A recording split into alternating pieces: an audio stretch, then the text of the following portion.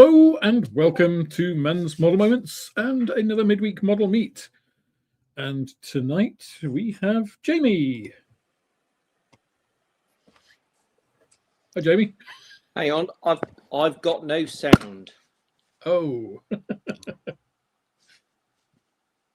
Why have I got no sound? Can you hear us now? Have you muted us? Mayday. You may have to log out and log back in again. Right, while Jamie sorts out his audio issues, we've got chat. Now, if I scroll up, that doesn't change anything. Okay.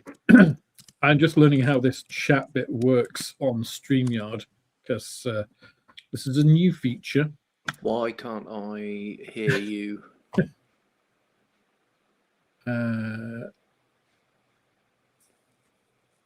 Don't think I've changed anything. You might need to, hang on, you can't hear us, so let me just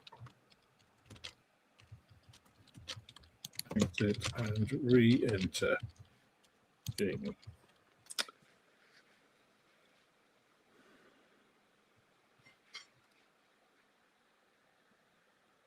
Oh, YouTube. It worked fine before, Alex, but I can't hear anything.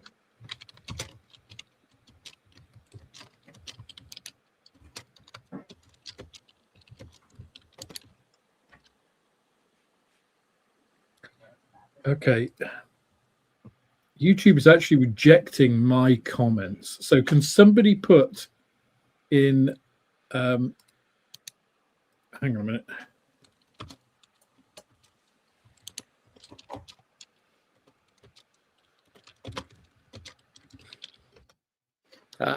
There we go. I put it in the private one.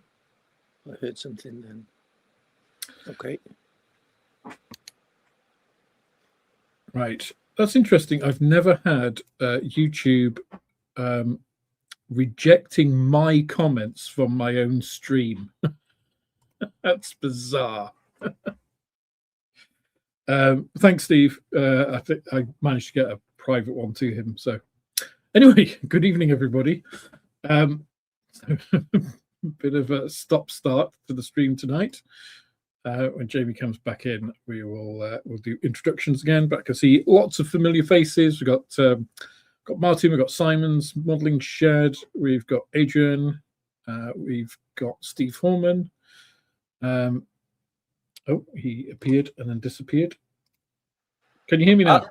I can hear you now. Ah, there we go. Right, off the old 0FF0N switch seemed to have fixed it.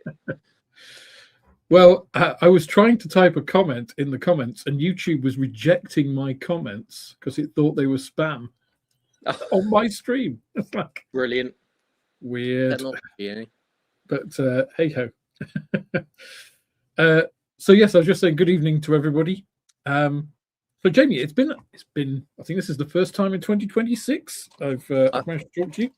I think it is. Well, talk to you live at least, rather than on messages. So how things been?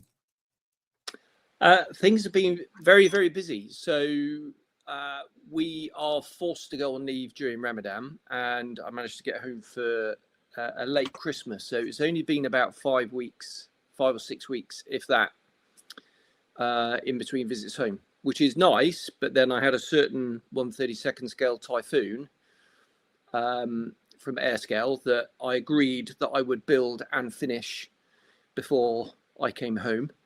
So that was right down to the wire, which pushed so much other stuff to the right, which actually has been a bit of a blessing because it means while I'm home for 5 and a bit weeks, it means I had a backlog of reviews and tests and things like that that I've now scheduled. That carries all the way through my leave. So yeah, very, very busy. But yeah, now I can relax a bit, which is nice. Yeah, good. And how things at the Scale Modelling Cafe? Oh yeah, ticking over. I did So I did a review of the Airscale Typhoon, Mhm. which for me went a little bit viral. I was, a review on my channel, maybe 1,500 views in the first week, and then it might creep up to 2,000 Mhm. over time. This, bang, 9,000 in a few days. Nice. And Nice. which kind of blew me away. I was so pleased with that, and I was very surprised because it's quite a niche model. It's very expensive. Yeah. It's 3D printing heavy. I did combine it with a review of the Magicutter Sonic knife as well, so maybe that had something to do with it. But just blew me away. I was so Might pleased. have done, because those Sonic knives are kind of all over Facebook and TikTok and YouTube, aren't they, in terms of adverts and things. So, but who knows? Who knows what the algorithm does? It's nice. It's nice when it happens. It is nice when it happens. Yeah. But yeah, trying to replicate it is I would say futile is the word. I think you just need to do your stuff and it gets picked up if it gets picked up. But yeah, that's kind of my philosophy to YouTube, at least. Yeah, And, well, I picked up on your. Sorry, as you can say, I picked up on your comment about shorts helping the algorithm. So yeah, I've started playing around with those. So I sent you a few messages. I finally cracked it. Updating my editing software, which I've never ever done since I got it, because I'm always, I'm one of those. It works. Why bugger about with it? yeah. So that gave me the option to save it in the old vertical format. So I'm just playing around with that at the minute. I've done a couple. So Yeah, I find batch loading them is best. I make a bunch of shorts, upload them, schedule them, and then I can forget about them for a while because I hate them. Yeah, I hate them too. But they're just like, I just look at them like putting flyers up in the town, to advertise something. It's like they're just advertising, really. Not cards in telephone boxes.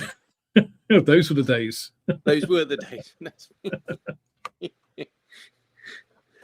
And in terms of 2026, what's been because we've had all of the big major companies in terms of Revell, Airfix, Italeri. There's the big European manufacturers. We've had Tamiya do their kind of what counts as a release announcement, the sort of first half of the year things. We've seen quite a few announcements from people like Edward, we've got DBMK, Mini Art. What have been your impressions on all of those so far? Overall, I think it's really exciting. And, some of the stuff that is in the pipeline is not mind-blowing, that's the wrong word, but just super exciting and a little bit annoying in the fact that there's so much I want to build that I'm not going to have time to do half of it. And I've still got a stash, which is opposite me now. And my kind of New Year's resolution is, right, I want to make a dent in the stash without getting too distracted by shiny new things, even though there's some really exciting shiny new things that are coming along. So I'm going to have to be quite brutal, I think, in not getting new stuff, too much new stuff. I will be getting some new stuff, but trying to just limit it a little bit so I can make a dent in the stash. That's my plan for 2026. Okay, so what would be your top, if you had to pick 5 out of the current releases, what would be your top 5? Right. Well, let's have a think then. I'll try and pick one from each, shall we? So Airfix. if I was gonna narrow it down from Airfix, I'd say probably the Junkers 52. Oh, really? Okay. Probably appeals most to me. Yep, 100%. So I looked at that when it was first announced. Oh, that's really good. And then they talked about all the internals and stuff, and it's just like, yeah, that's fine. But 1/72 scale, even though you can open the doors and stuff, you're not going to see too much of that. And then they say they've got barrels and things. It's like, okay, that's quite neat. And then I saw the price, and yeah, 41.99 seems on the It's steep, high isn't it? end for a 1/72 scale Yeah. JU52. So yeah, Yeah. And I suppose the reason I said that and not the Phantom is because the Phantom's too obvious to say. Does that make Yeah. any sense whatsoever? Probably not. But I'd definitely be doing the Phantom, and I'd really like to do the Junkers 52. I know there's the I think the barrels and things. I think that's a nice touch. Is it a little bit gimmicky? It could be argued, but I think it's a nice touch. I mean, I don't think there's anything. I mean, for me, there's nothing wrong with the kit. The kit looks fantastic, and they've done. I mean, they're slide molding the canopy so that it's one piece. And we all know Airfix plastic for the transparencies is spot on in terms of clarity and everything. I just don't get that price point. I would rather have not had barrels, and I was also a little bit puzzled that they didn't go for, and maybe they will later on, but it just seems a bit odd that they would do that after announcing a military one to start with, is have the Lufthansa JU52, given that it's 100 years anniversary of Lufthansa. So just a quick couple of little. It's like, I think it's the thing with me with Airfix is they do some really good stuff with a couple of little question marks. Like when they did the Jaguar, but its flaperons can only be posed down. It's like, but they generally weren't. Yeah, just odd. Nothing that would be nothing breaking.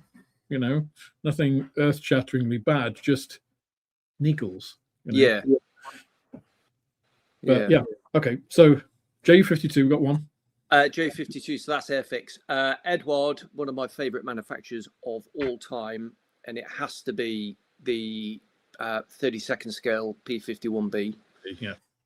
The hybrid, and I suppose the Typhoon was quite a good warm-up for that, because that is kind of hybrid to extreme. It was just the fuselage tailplanes and wings were plastic on that. Everything else was 3D printed.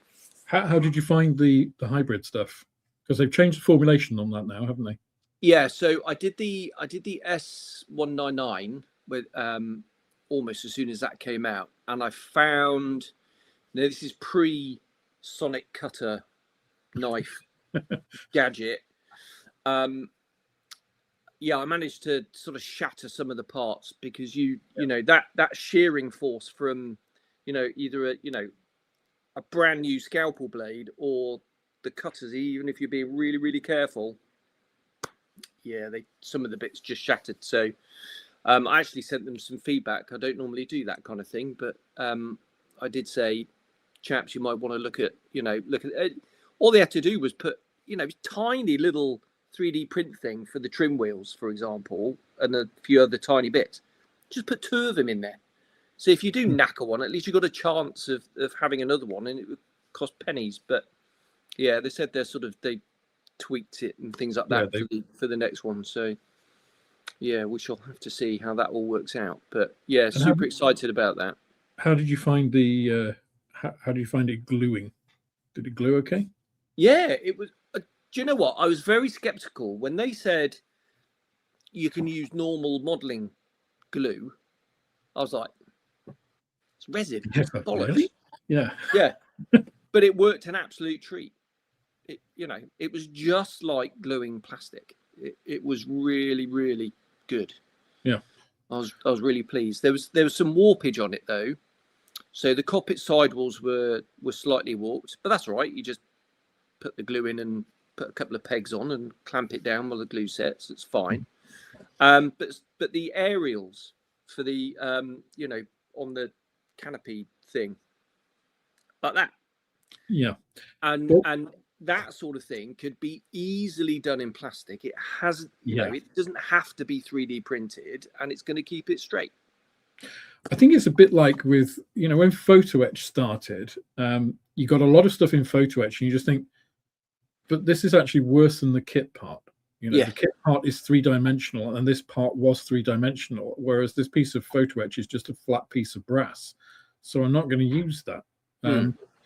I think a lot of manufacturers think have got a lot better at it. Are just like, make something that's appropriate, and also if it's like edge brass or whatever, give us an option not to use it.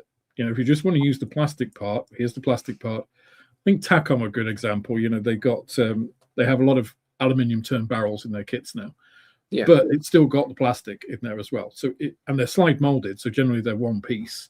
So if you just want to use the plastic, you can use the plastic. If you don't want to go, you know, I don't want to super glue or use Araldite or whatever, I just want to do that.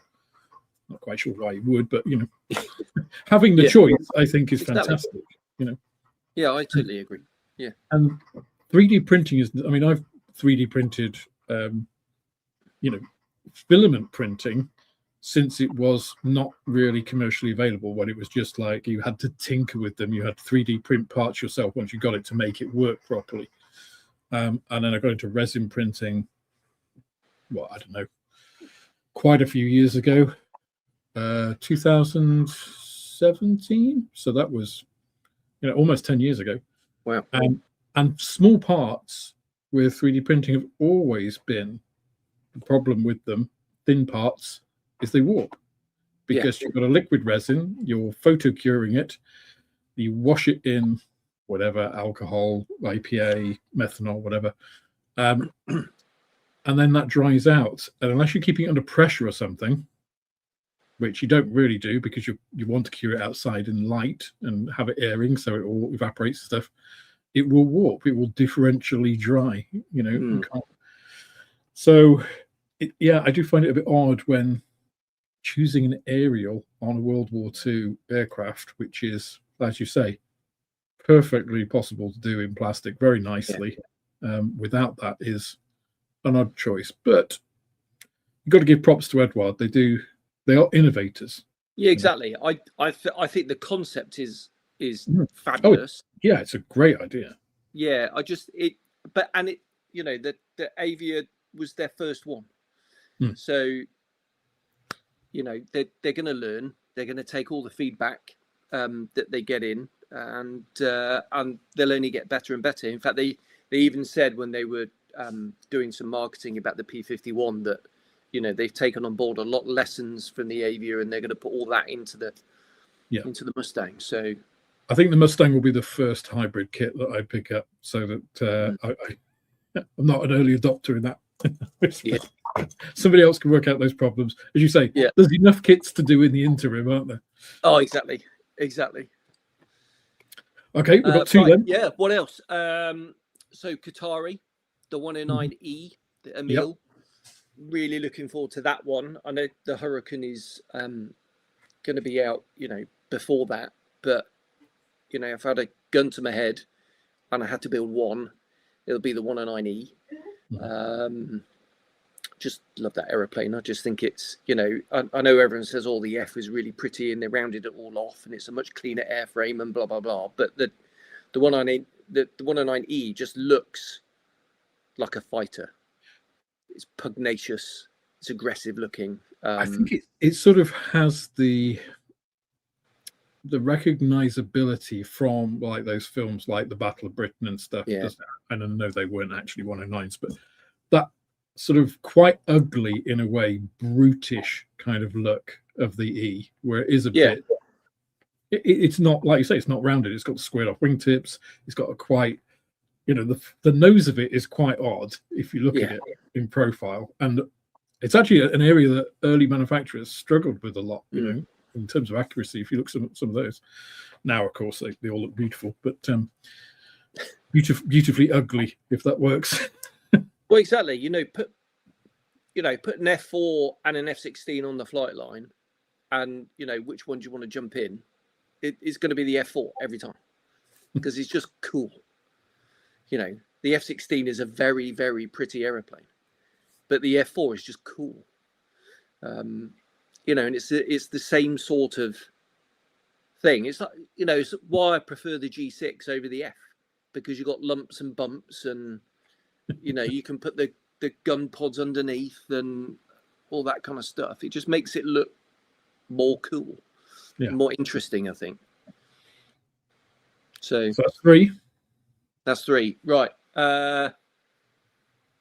Who else? Oh, special hobby, the Baltimore. Oh, right, yeah. Yeah. So I've been following that. It's been delayed and delayed and delayed. Yeah.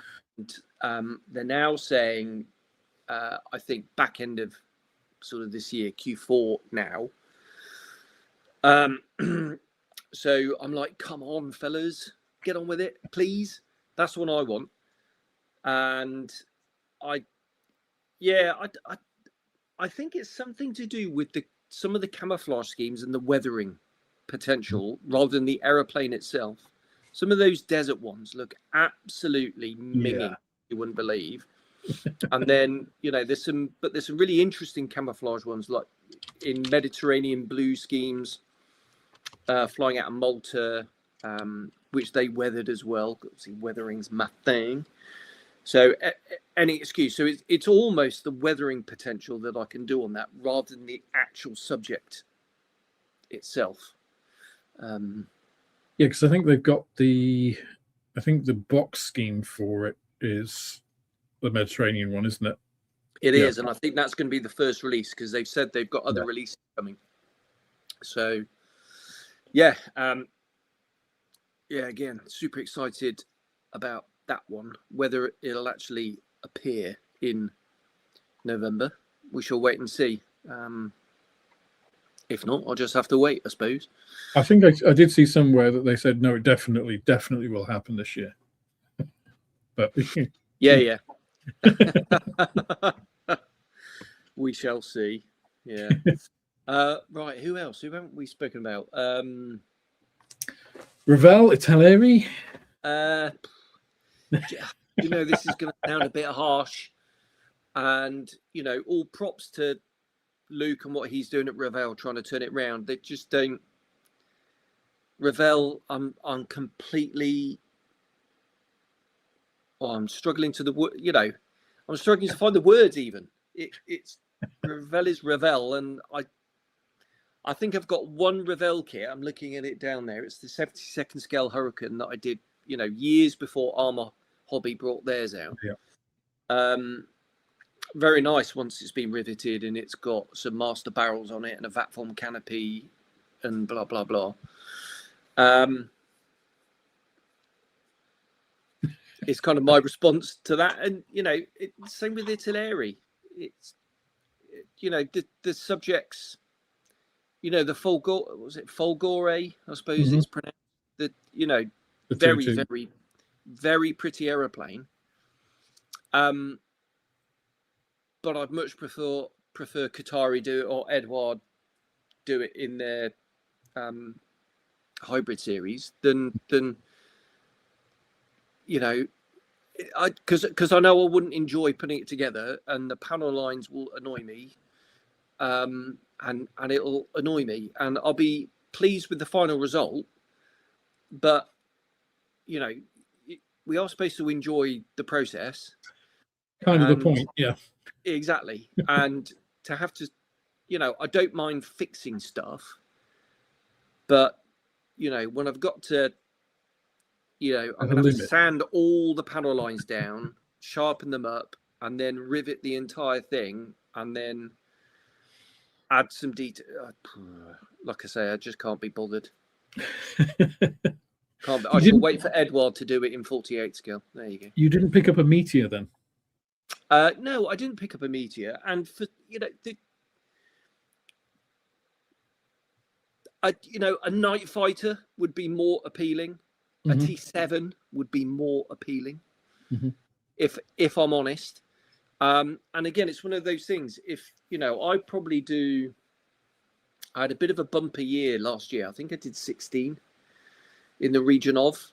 Normally it's about 12. So if I kind of budget for 12, and then anything over that is a bit of a bonus, I'm thinking that's only 12, and is a 1/32nd scale Meteor as lovely as it looks in my top 12? No, it's not. But again, I tip my hat to Loop and Ravel, because that is a beautiful looking model. Yeah, it's just not for me. I mean, it's certainly not in my top 20, I would say, aircraft or models, let's say. But I was won over after having a look at it and seeing it at Telford with all the different versions that they'd done, seeing the interior detail. I'm just like, I need to give it a fair crack of the whip at least. And then reviewing it, it was just like, this is actually really nice. Yeah, it looks really good. And some of the videos that have gone up, some of the build videos, looks like it goes together really nicely as well. If I was to do one, I just love Belgian schemes. I just love the roundel. Yeah. So I think the Belgian scheme for me is the standout one. Yeah. So yeah.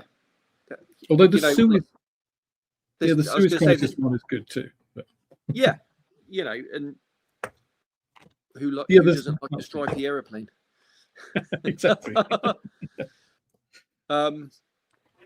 Who else? Well, Trumpeter have put a 148 scale Vulcan in their catalogue. It's just but I've not seen placeholder. Is it actually out now? The Trumpeter catalogue, is it? Yeah. It's it kind of tends to sort of leak out, doesn't it? It does. Yeah. A couple of years ago, I actually had to get them from Germany because physically nowhere had them here, and they didn't put out a PDF till much later. So they're not really, and yet they include like 150 kits or something ridiculous. Yeah. And I know there's been things in the new for years and years and years, and then all of a sudden it will just drop. But I think the Queen Elizabeth Carrier was in there for at least 2 years before it dropped last year. So, right at the end of the year. Was it the 32nd scale Viking? Still not seen that. I think they've had the 72nd scale MiG-19 in there for about over 10 years. So, and it's probably still in there. Probably is. And then you'll get things which one of the things that blew my mind was they had all of those things, and you can think, well, about a third of these probably get released, and it's still more than many companies do. But then they'll also release stuff which isn't in the catalogue, and you think, where's the logic? It's just all seems a bit random. It's almost like don't bother. Yeah. The designers are just like, I had some spare time. What do you mean you had some spare time? You still have that MiG-19. Exactly.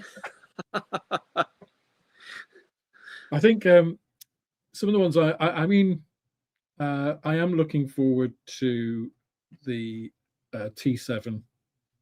I really want to see how they've engineered that Revell, that is, to fit with the old parts, or the old tooling, I should say, because I've seen the 3D printed or like the first shots of the stuff at Telford and stuff, and it looks fantastic, And I think having the option in there as well with the Buccaneer control panel, because they did all the training for the Buccaneer.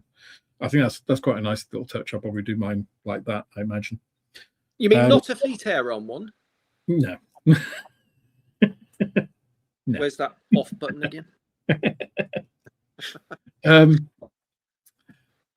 What else? ME262 with a big cannon in it, just because ME262 with a big cannon. Cool. Well, it seems to be the year of the 262, doesn't it? With it does and Hobby with their little one. The SM79 in 48 scale from Italy.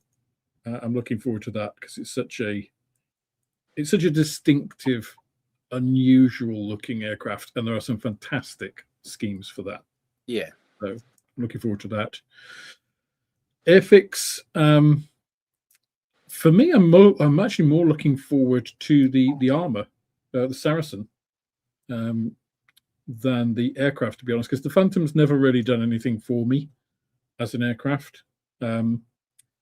I think it was because of my father's bias growing up, because he loved the Lightning and British aviation, and the Phantom was, American, even though it had Spey engines, So I probably got negatively influenced on that one. I'm really looking forward to the vintage classic hovercraft. I think a lot of people are. I know Yeah. Gary was excited about that one. It's been really popular in terms of like pre-orders and stuff. Yeah. For what else do we have?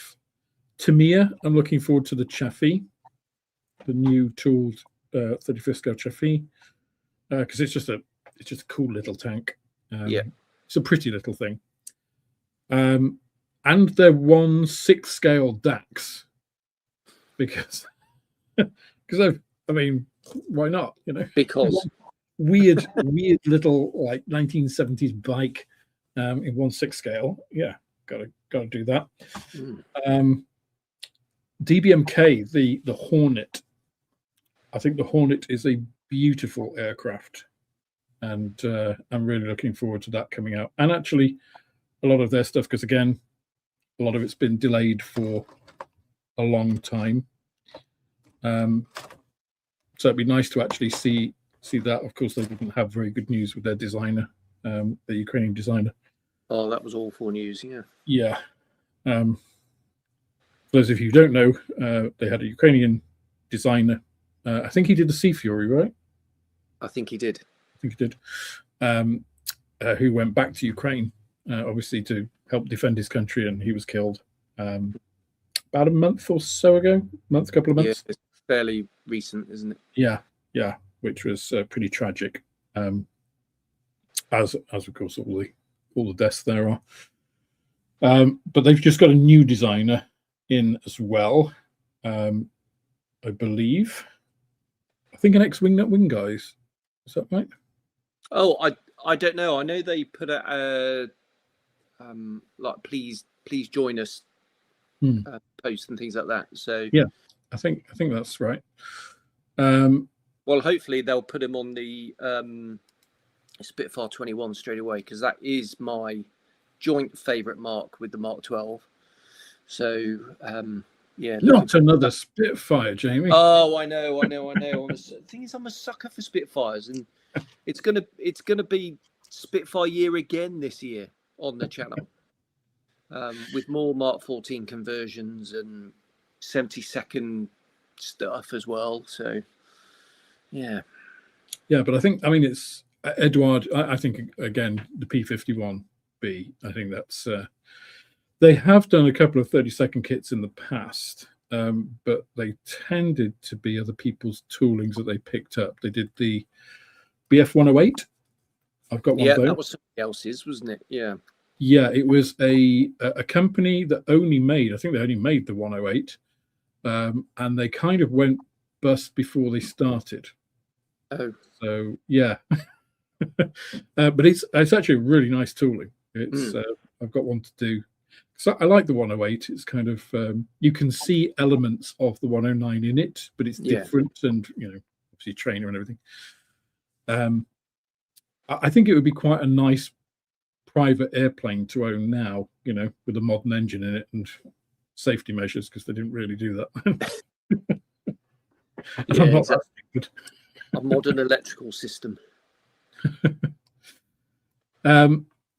So yeah, actually, I've seen a few comments in the chat there, people mentioning different things. Let us know what you would like to see, because David Edwards just put a new tool, 148 scale F7F Tiger Cat. Now that is an objectively beautiful aircraft as well.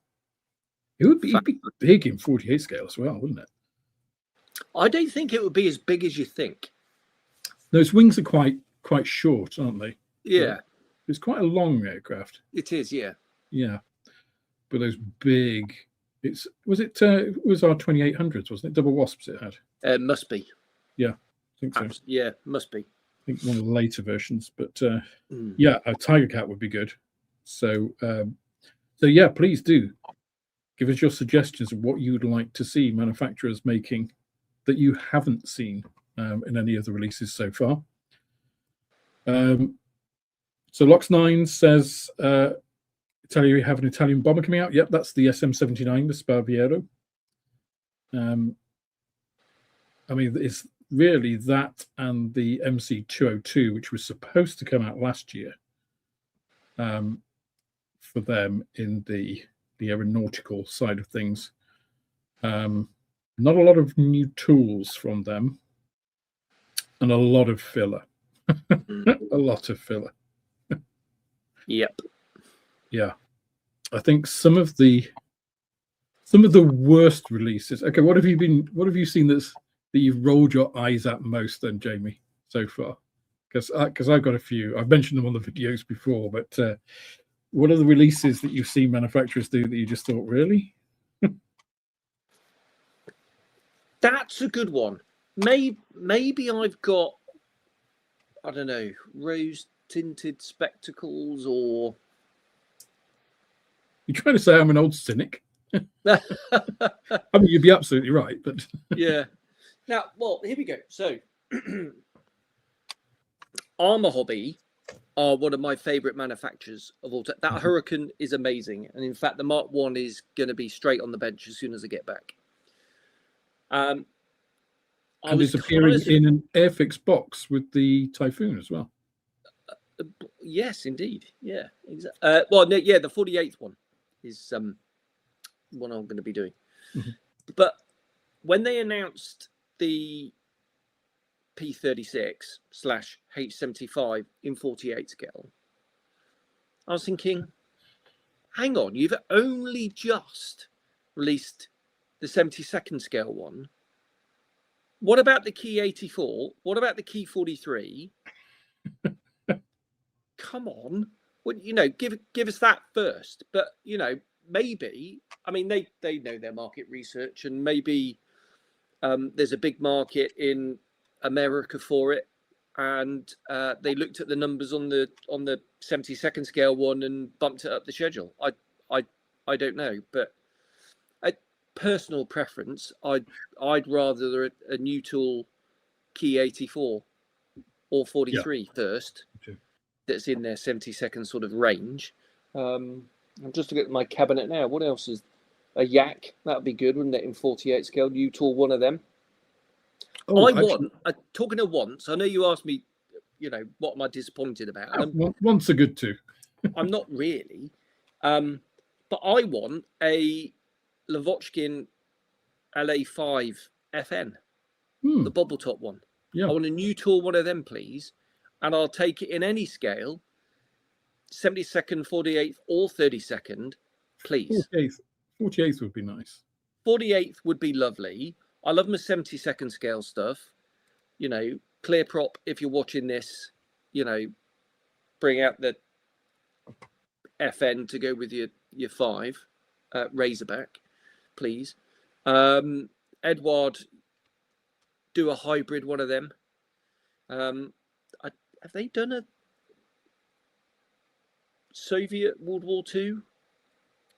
Their own tooling? I don't think they have they? Oh, the Polikarpov. They've done. I was going to say the I-16. Yeah, because I've got one. Yeah, they've done that. But the clear prop one is beautiful.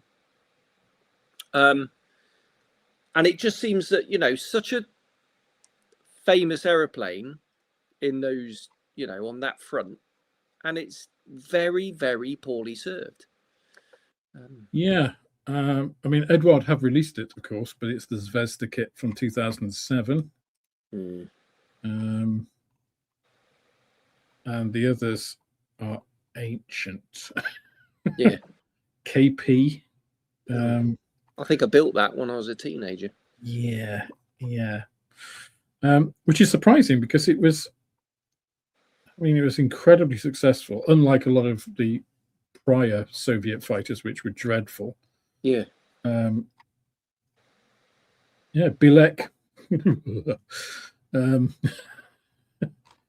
Very, very poorly served. Yeah, exactly. And you got all the Yaks out there. So come on, give Lavochkin some love. Now I think Clear Prop are doing a 48 scale. I'm sure they announced something. It wasn't the LA5 FN. They announced something in 48 scale, I'm sure.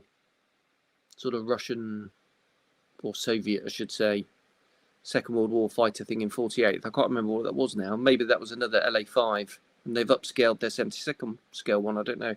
I can't remember now.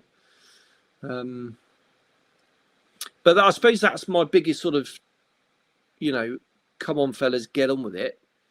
Other than now people are going to yawn and switch off Spitfire 12 and 14, which I want a decent one in 72nd scale. Now I know Edward announced that they're going to be doing it and it will be next year. So I'm super excited about that. Jumping up and down like a very excited puppy.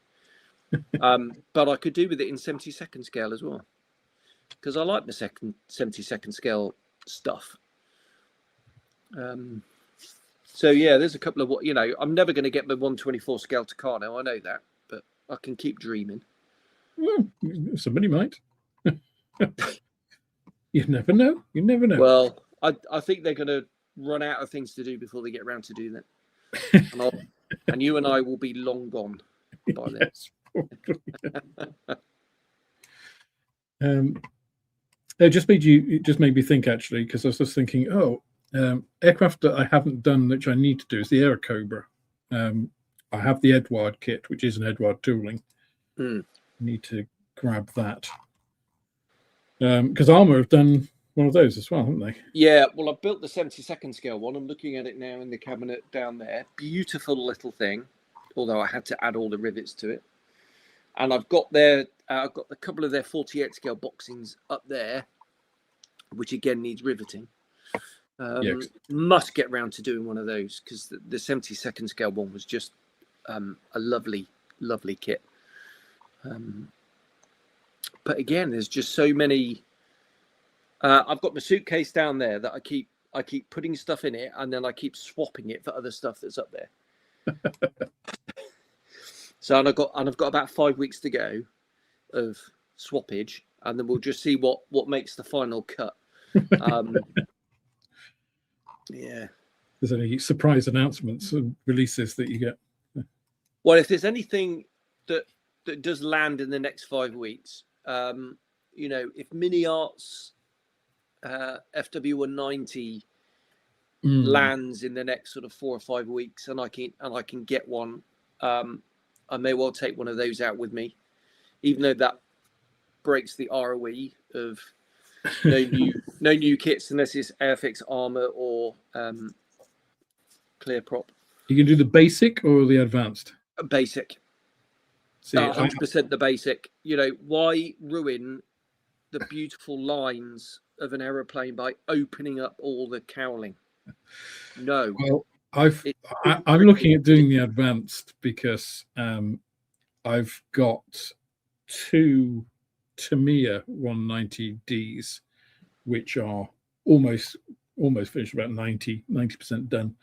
I've got the old, oh God, what were they called? The ones that Dragon took, Master. Oh, TriMaster. TriMaster. I've got a TriMaster D looking at me there with a torpedo, no less. Oh yeah. So I've got plenty of Doras that I've done. I'm also doing a TA152C.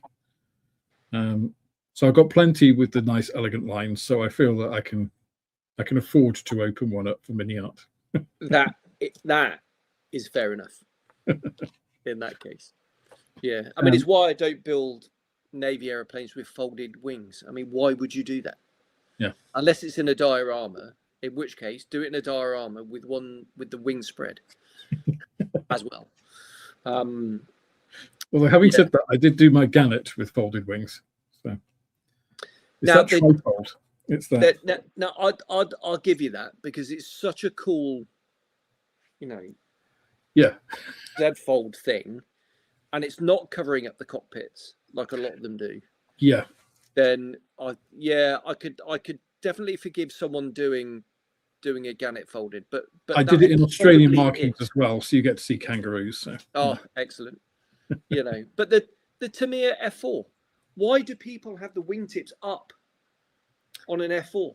It looks stupid. Yeah. I don't get it. Yeah, the F4.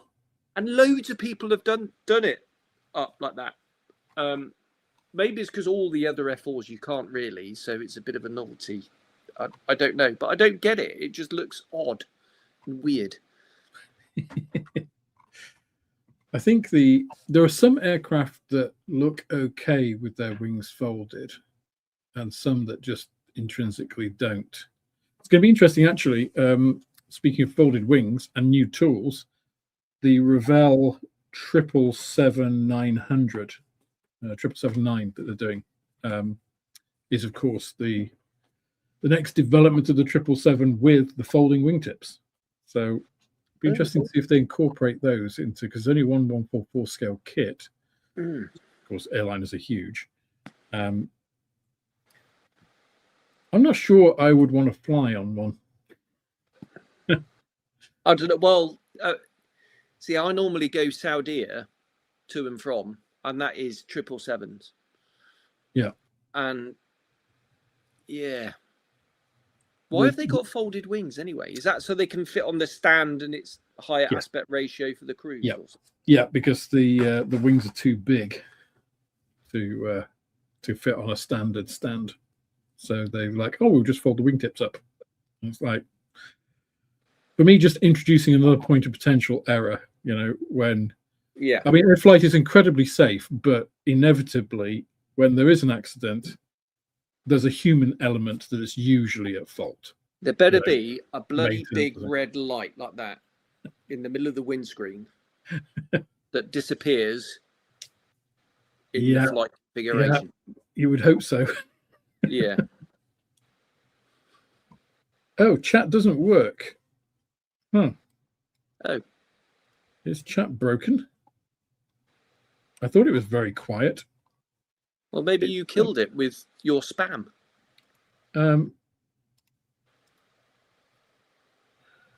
Guys, please let me know if chat is working. I mean, Locke's managed to get a comment that it doesn't work, which kind of is a bit of an oxymoron, really, isn't it? but do let us know if any channel members are around, which I know they are. Pop me a message in Discord if it's not. I don't know what I can do about it though. It has to be StreamYard side, right? I can't think that I've never had any problems using OBS, because I've never had any problems before with StreamYard, but hey ho. Yeah, not quite sure what I can do about that, guys. Apologies. Oh, others said it's working. Okay. Ah, there you go. Maybe it's just him. Maybe it's just frozen. Maybe it's because people aren't commenting. Comment, maybe. People, so we know. Yeah, nobody has any. Oh, and then other people say it's not. So we got mixed. I would suggest, given that Jamie had issues with audio coming in, I would refresh your page, like log out, log back in, see if that fixes it. It could just be something like that. YouTube does have chat is knackered on YouTube. Oh, okay. I can't really do. I wish I could fix YouTube. If I could, I would give myself 1 million subscribers, obviously. Get a gold play button. But okay, well, channel members, you are free to comment on the Discord. So moving on from that, then it's going to be a bit of a not a monologue, a dialogue too. For the rest of the chat, then, without too much interaction from the chat. I'm sorry, guys, but I mean, in terms of stuff that I would like to see or was disappointed in, I was kind of disappointed in. Okay, for new tools, I don't understand why Italeri decided an Opal Blitz was a good investment. So a 1/35 scale Opal Blitz 4x4. It's the full wheel drive version, but Tamiya has a 2-wheel drive version, which is, I mean, to all intents and purposes, unless you're an expert in Opel Blitz, looks exactly the same. So why would you invest hundreds of thousands of euros into tooling something which is going to compete against that? I just don't get that. So has it got the canvas cover on it? On the back? Yeah, I think so. Yeah, because I know that the Tamiya one never did, I didn't think. Because I built one back in my Armour phase, going back a little while now, and I ended up getting a resin one for it, which looked great. But it's one of those things. For me, things like that is, I know I don't really do Armour anymore, but a truck for me has to have a canvas cover on it because I think it just looks better. Whereas a naval aeroplane needs to be spread, a truck needs a canvas cover on it. That's just me. Yeah, I mean, of course, Italieri had an ancient version as well. But I mean, it's a pretty common. I mean, I'm looking. Lots of people do it. Yeah, the old Italieri or Italieri one had a cover on, and that was like a 1973 tool. This one has a canvas cover as well, and it looks very similar to the 4-1. I don't know what difference the 4-wheel drive had. I imagine it was mainly underneath, in the transmission rather than anything exterior. But yeah, for me, I mean, Mini Art did a 3-ton cargo truck. They didn't call it an Opel Blitz, but they called it a German 3-ton cargo truck in various different configurations, with canvas cover, without, in troop carrier version. They've done it as a cargo truck post-war, or civilian use, an ambulance. So again, when you're going to compete against what is widely regarded as the best model company in the world, or if you want to canvas cover a Ukrainian manufacturer which is also regarded very highly in those Armour circles, it's just not really. Putting my business hat on, I just can't think of the meeting where the guys were like, yeah, this is a great idea. This is going to make us, loads of money. It's like, surely that somebody at the back was like, excuse me. Hang on. It's not really dumb. The SM79, I get. The 202, I get. Why not? I would rather they've done a 48 scale 205 as well. So they have like that series 200, 202, 205. That would be cool. In 48 scale, the most popular aircraft scale, to have the comparison between them, and then you could do different schemes as well. To reflect the different periods of the war. Yeah. But an Opel Blitz is like, it's almost a definition of meh. It is. There's a T-shirt. Oh, not another Opel Blitz. But the only thing I can think of is if it's cheap. It won't be. No. It's Italieri. So they're also doing the other eye roller for me from Italieri was that they just put out a whole ton of old crap, like really old Armour kits, Panther, Hetzer, 38T. It's like, which is the old, that's a 70s tooling competing with the Tamiya one, which was released a few years ago. It's like, and they released them at the same sorts of prices, like $39.99. So you end up paying about £36, the same as a new tool Tamiya kit. And it's like the M36 that came out last year. That was the RRP of that, and it's beautiful. Yeah. So it's not going to do them any favors, I don't think. So I would have just scrapped all of that, or like you say, release them at £20 each. RRP $19.99. Yeah, and put a vintage classic or whatever label on it with the original box art. Yeah, the original Italieri logo, and they could trade on that. Yeah. But yeah, so that was a head scratcher. And the other one was from Revell, which was a whole bunch of their releases. They're doing their anniversary. I can't remember which anniversary is, but they did a whole bunch of releases. They did the Fokker triplane in 1/28 scale, because they're all box scale, of course. The 1/40th M4 Sherman, the 1/16th Porsche, which actually is a 2016 tool, I think. The horrible Harbour Tug in Firefighter livery or whatever, which is 1/87 scale. The USS Constitution, which is 1/96 scale, but it's like £90 or something ridiculous. It's just like you could buy it half that on eBay, and it will be probably a better tooling, because the only decent one there was the Great Western, which is like, that hasn't been around really, and it's a bit unusual, But the other stuff, it's just like, come on, Revell, who are you kidding with these? Well, I thought that the 2-seat SR-71 was a bit. Oh yeah. I mean, is that, if they're going to do that, release that one first. Yes. And then a year later, do the one that everyone will really want. The only way I can see that will work is if you can build the standard one from that kit, because it's £5 cheaper. Oh, there you go. So if you can, I would buy it and not put the second seat on there. It just makes it look like it's got some sort of mutation, doesn't it? It's like just looks weird. Yeah, it's a beautiful aircraft, and that one small change just makes you go, oh, it's ugh. Oh yeah, exactly.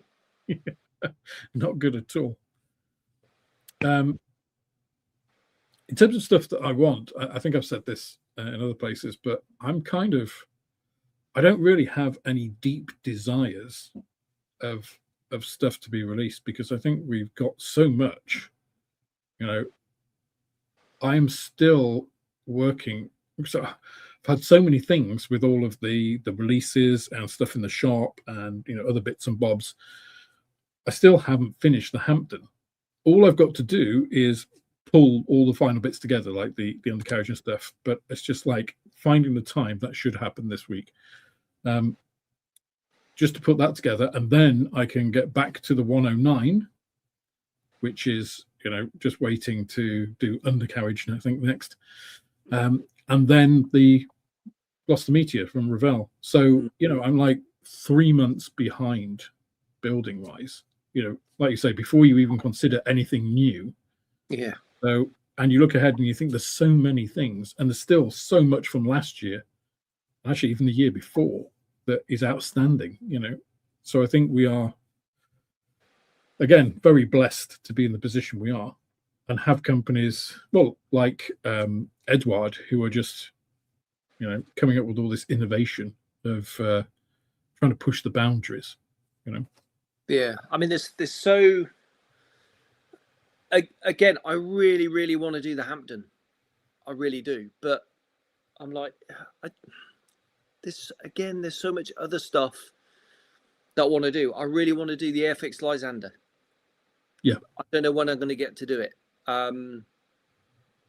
So many, Edward P4. I've got a whole box up there of Edward kits, Wildcat, Zero, Mustang, all in 48 scale. That because new stuff keeps coming in and pushing it down the pile. But I'm determined to do the Wildcat, so that is in the suitcase. That's quite a good enforcement of discipline, isn't it? Having to physically put what you're going to do in a suitcase to take with you. Yeah, exactly. And I tend to get the Overtrees, because unfortunately I've not managed to get to Telford since I've been in the job, which is 6 years now, believe it or not. Crumbs. Oh wow, okay. So I've not managed to get to Telford. So my mate Adam, who lives about 10 minutes away, he normally gets a shopping list of over trees, because there's no point buying over trees, even in the sale, direct from Edward, because the shipping, you might as well just buy a weekend locally.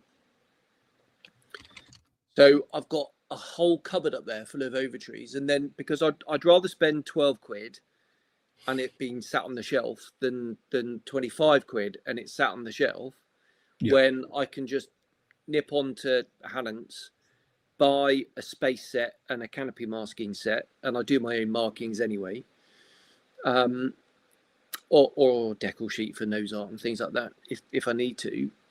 It's just a much more cost-effective way of maintaining a stash. So, you know, I've put my order in for my wildcat bits, and that'll get built. I'm determined that's going to get built, because I got a really cool scheme in mind. A little bit, you know, a Fleet Arrow one, obviously, and quite a funky scheme. So really looking forward to doing that. But also, you know, I want to do the P40N because I've got a really cool scheme in mind for that as well. But I've got the 32nd scale one that's jumped into the suitcase twice already in the last week. It's now back up in the cupboard because I thought, I'll probably do it in 48 because I just can't be asked riveting the 32nd scale one. So I definitely want to make a dent in those, and they should be fairly quick projects as well, hopefully. So when you say fairly quick, how long does a fairly quick project take for you? I reckon I could get an Edward 48 scale kit almost from the box. You know, we're not talking engines and all that kind of malarkey. I could probably smash out in 2 weeks. I reckon. That's weekend through the week, and then the weekend on the other end as well. I reckon I could probably do that. So, see, there are advantages of being away from home. Exactly. My own time is my own time. It means, you know, do I lift some weights or do I crack on with that model? I'll crack on with that model. I can do weights tomorrow. Have to say, guys, as well, chat is broken on YouTube. So it's a YouTube problem. I can't even post comments on my own stream. So it's a YouTube thing. It's having a bit of an aneurysm. So sorry, guys. It's just one of those things. So as I say, if you have questions and comments, new channel member, pop them in the general Discord, and I'll try and pick them up. Adrian says, what days does Jamie air his channel? That's a good plug for you, Jamie. So I try and get a weekly update on a Friday, which is first day of the weekend for me, because the weekend out there is Friday and Saturday. So I try and do that. And then I try and put up modeling content on a Sunday.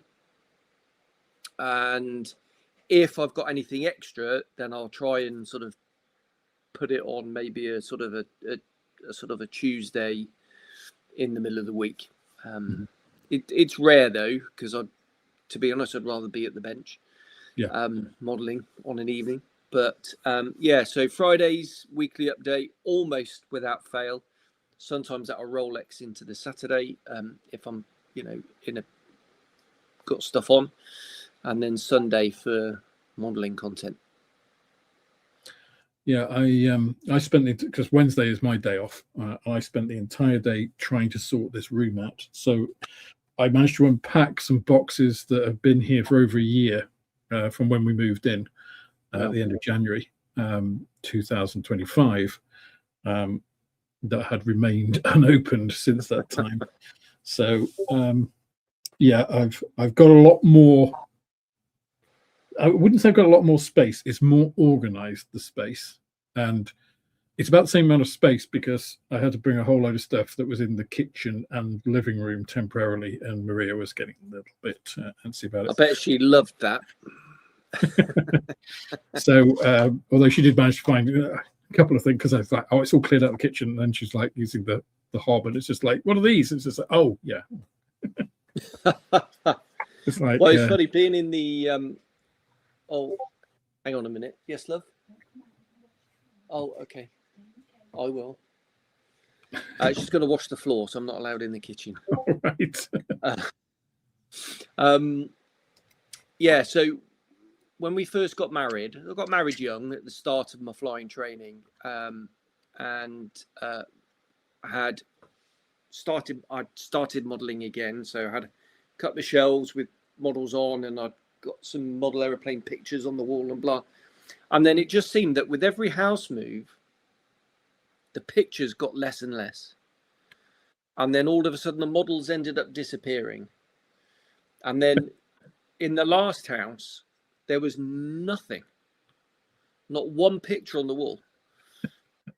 And now, luckily, I'm in this house and I've got my own room now. So, you know, you can see a picture up there and I've got all my squadron prints up there and I've got all my IKEA Detolf display cabinets over there. So I'm a bookcase.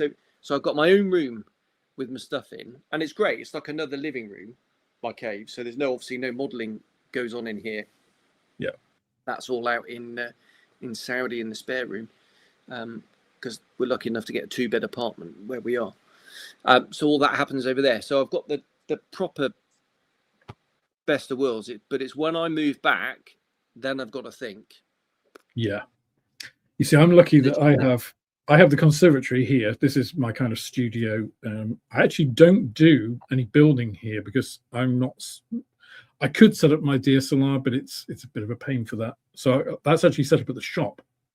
So I actually do most of my building in the shop, and then editing is between the two. But I also have the garage, which I started last year and didn't get anywhere with really because of other priorities with the shop and things.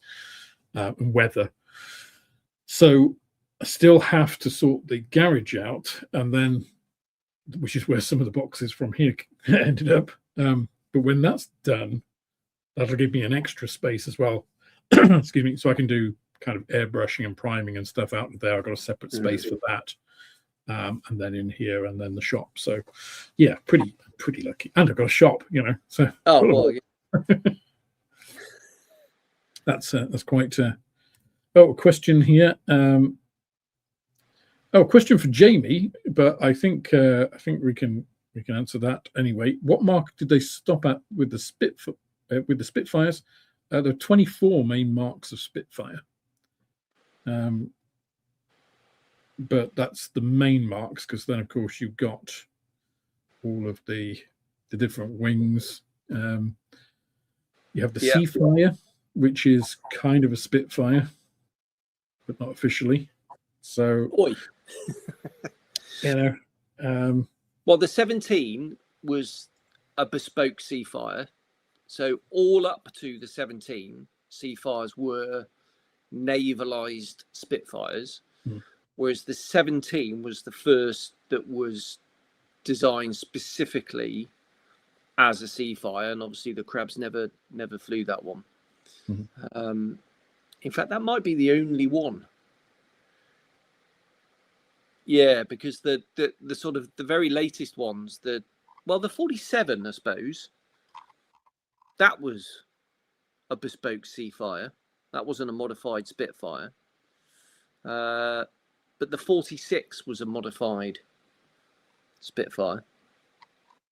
So yeah, the 17 and the 45 were the purebred, unsullied, with the dirty, smelly, denim wearing garage mechanics that we call the Royal Air Force.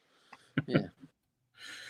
But you know, the Spitfires though, you know, you got the Mark III, that was a one-off, wasn't it, to try and get an airspeed record. And yeah, I mean, all Spitfires were not made equal, and I mean, what is it? Mark 9 was the most produced. Mark 5 was the next. Then you get into things. It goes down quite a lot from that, doesn't it? Is it Mark? I thought the Mark 5 was the most. Was it Mark 5 most? Yeah, the Mark 5 was the most produced because the Mark 9 had the Mark 8 as well, which kind of split that Merlin 66. I think it was the Merlin 66. But the Mark 9 was the interim. the Mark 8 was designed before it, but came out afterwards. It's all very confusing if you don't. It is. Yeah. Oh, the Mark 8, that's before the Mark 9. It's like, well, it started before, but no, it came out after.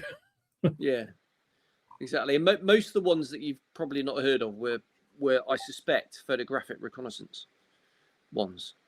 10, 11, 13 were sort of bespoke PR versions. So Lox9 says Clearprop have a Lag 3 late series for the future. Yeah, but that's not an LA5N. But it's not a 5FN. I mean, I'll take a Lag 3 in 48 scale, definitely, but I want my 5FN, please. Very different aircraft than the Lag 3. I mean, it was the installation of that radial engine that gave the power. I would really recommend. There's a channel. I'm gonna get it wrong. Something called Anti-Marquee History, something like that. He's an Aussie guy, and he does, I mean, really long documentary style stuff, like an hour and a half or a couple of hours on YouTube. Wow. History of the Soviet fighters and interceptors and the MiG-15.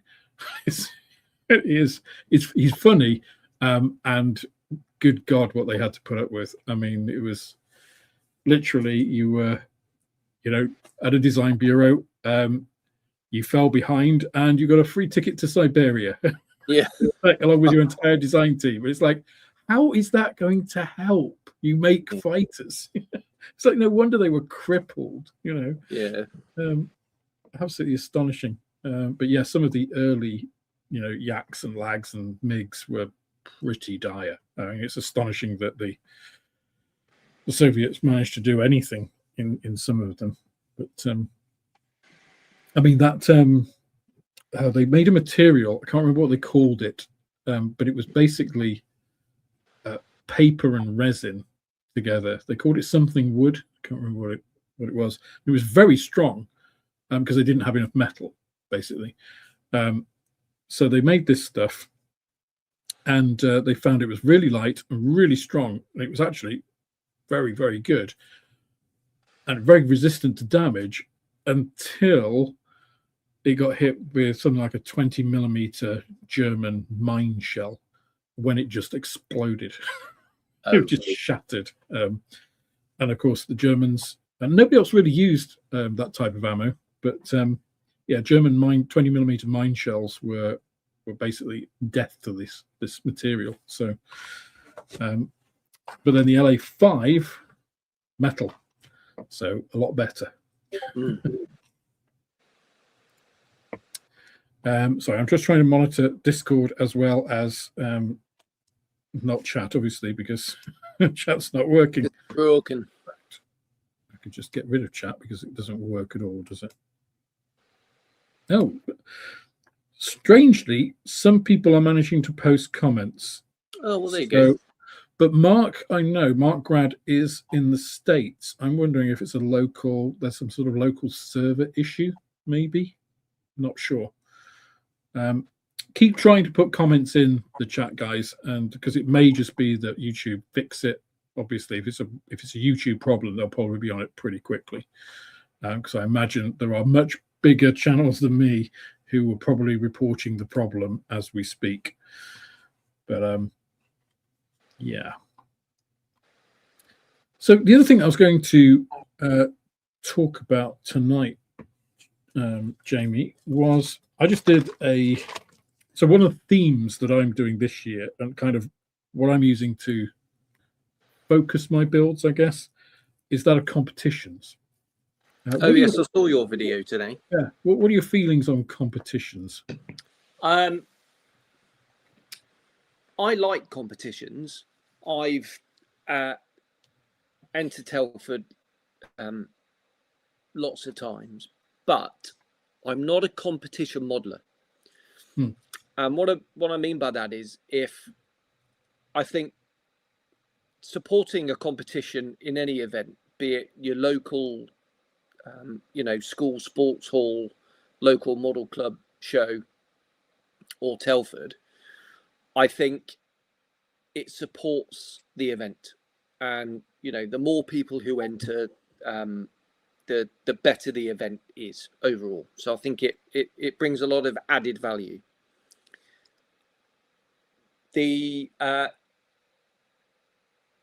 I enjoy competitions, and what I'll do is I won't, like I say, I won't model specifically for a competition. What I'll do, or what I did do before, obviously I went overseas, was look in the cabinet. What have I built this year that I'm really proud of? What do I really like? And do you know what? I'll bung it in a competition. I wasn't a member of a club, so I didn't have a club stand.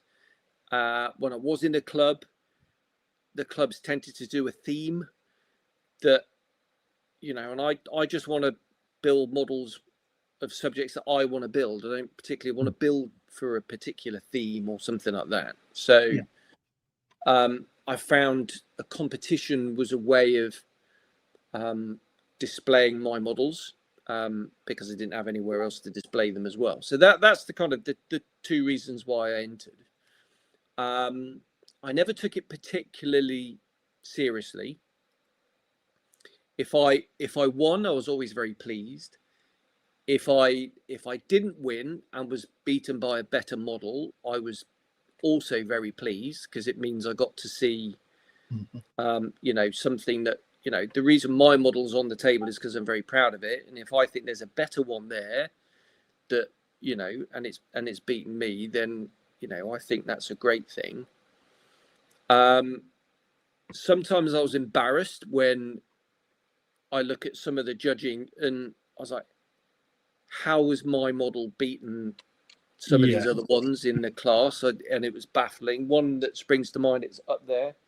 I did an Israeli Spitfire in natural metal, and all I did was to convert it, because it had a couple of camera.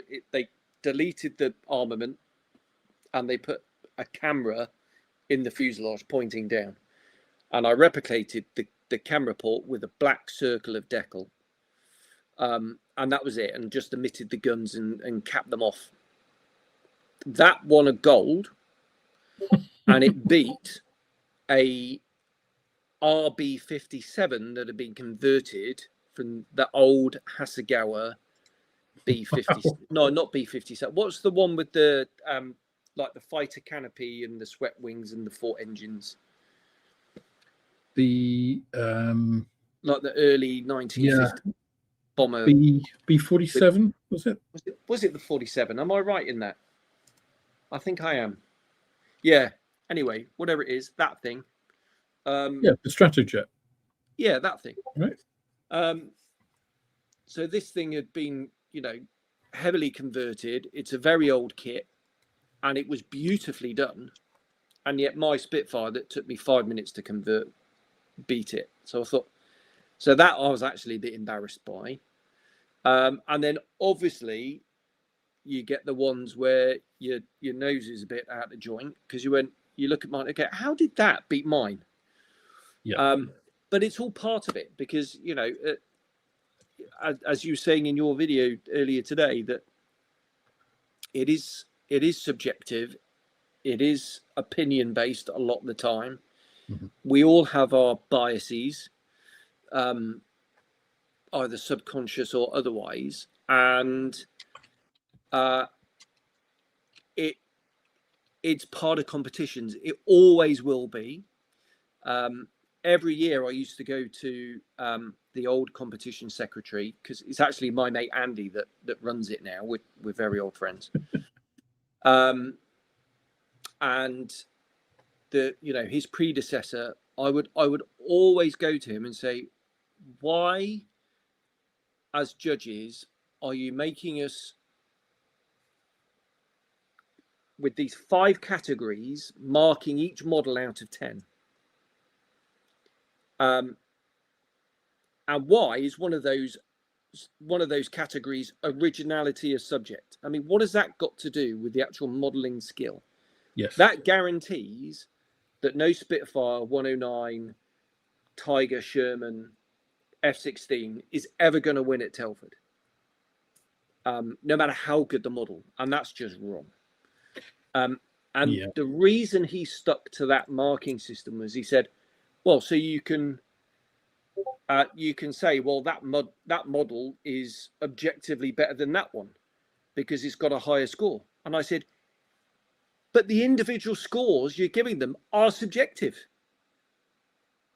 So just because it's a number doesn't turn it into objective all of a sudden. And No. every year I'd say that, and every year we go, no, but Janie, you don't understand. It's because it's numbers. Okay. Oh, pulling my hair out. It's one of the things. So I always put a score with unboxing or build reviews. And when I first did it, I was just like, well, how am I going to do it? And I started, and I'm an analytical scientist at heart. So I was just like, well, if I can break it down in Excel, but then it's like, okay, how do you do something that covers everything? And it's just like, well, there are certain things which are not objective. You can, are the instructions in black and white, or are they in color? Are they, there's various things that are just measurable. If you can measure something, then you can assign a value to it.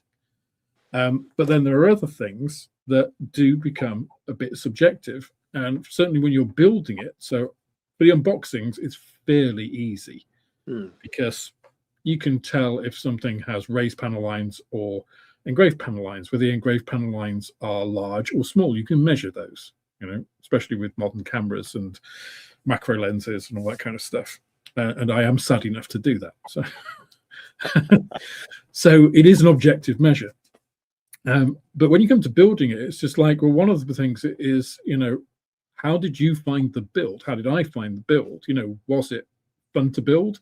Was it a chore? Was it difficult to build? And those are, I can build something and find it hard or easy, and you could build the same models and find the ones I found easy, difficult for whatever reason, and vice versa, easy when I found it hard.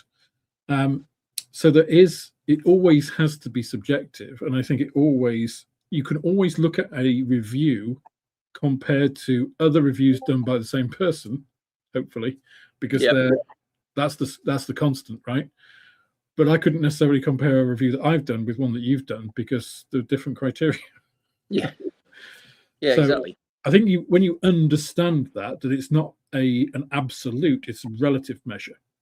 For me, I'm judging all of the kits that I get on my scale, and some of the pieces are objective, some are subjective, but I try to do it the same way for every kit that I look at. But then if you look at what Gary's stuff looks at, well, it won't be the same measure.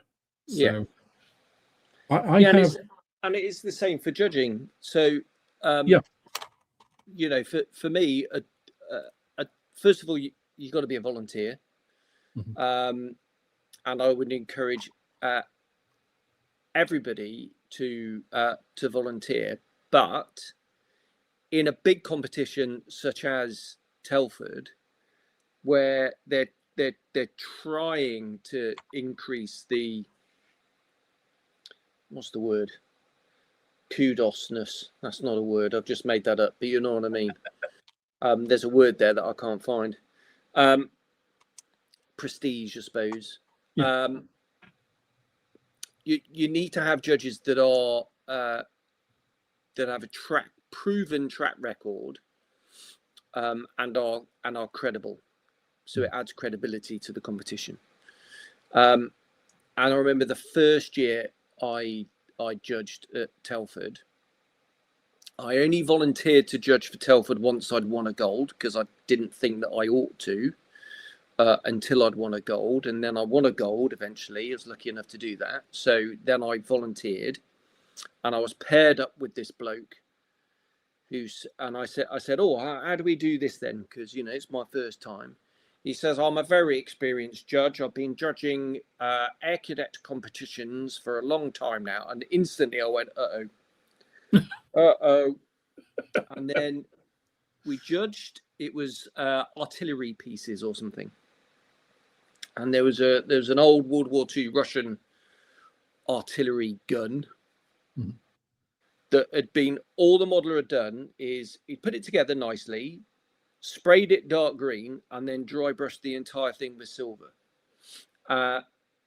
Interesting. And he picked that out as one of, you know, in his shortlist, because I said, look, there's 30 models here. We haven't got time to go through this marking scheme for every single one. You pick a shortlist, I'll pick a shortlist. We'll put them together. Those that overlap are in our shortlist. If you really want to fight for something, we'll chat about that, and then we'll just mark those. And he said, yeah. And he picked this thing, and I said, what? I said, I'm sorry, but why have you picked this? He goes, oh, that's been dry brushed, which is a very advanced technique. And this is Telford, and I'm like, for goodness sake. So, okay. yeah, exactly. So I found that particularly challenging to get through. But yeah. I'd like to think now that Andy's done a very good job of refreshing, shall we say, the judging team there, and it is better and better. But it's some people take it incredibly seriously, which is fine.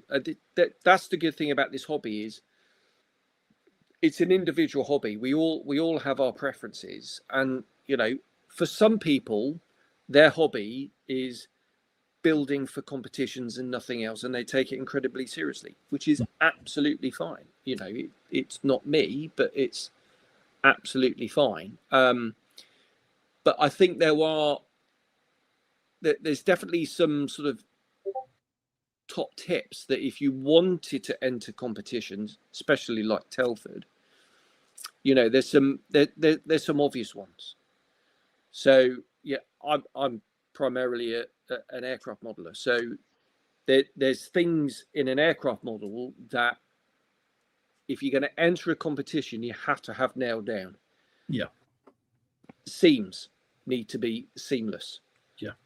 And the restoration of the surface details. So you shouldn't be able to tell where the seams are on a model aeroplane.